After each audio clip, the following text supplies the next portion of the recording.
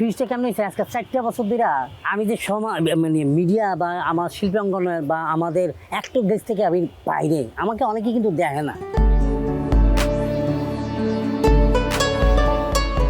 নিঃশব্দ লড়াইয়ে ডুবেছিলেন এক সময়কার ব্যস্ত অভিনয় শিল্পী শামীম হোসেন। শুটিং ফ্লোরে যার হাঁটা চলাই ছিল নিত্যদিনের দৃশ্য। এই মানুষটি কাজ হারিয়ে জীবনের অনিশ্চয়তার পথে ছিলেন। আয়ের পথ বন্ধ, সংসারের চাপ বাড়তে বাড়তে তিনি চলে গিয়েছিলেন প্রায় বিস্মৃতির পথে। এ নিয়ে গণমাধ্যমের শিরোনাম হন শামীম হোসেন।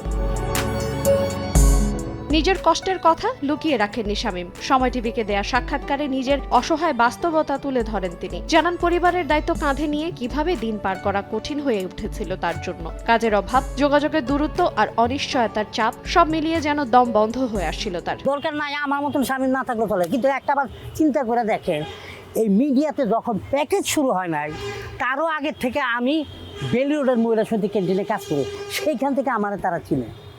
তো সেই শ্রেণীর মানুষরা যখন আমার ভুলে গেছে গা, তারা তো একটা বারের জন্য তারা জিজ্ঞেস করে না। হ্যাঁ, তারা হয়েছে কি কিছু কান কথায় বিশ্বাসী। তবে সব অন্ধকারের শেষেই থাকে আলো। অবশেষে সেই অপেক্ষার অবসান হয়েছে। আবারও ক্যামেরার সামনে দাঁড়িয়েছেন অভিনেতা শামীম হোসেন। নিজের ফেসবুক প্রোফাইলে জানিয়েছেন নতুন এক একক নাটকের কাজ দিয়ে ফিরছেন অভিনয়ে। আগামী দিনেও রয়েছে আরও কাজের সম্ভাবনা।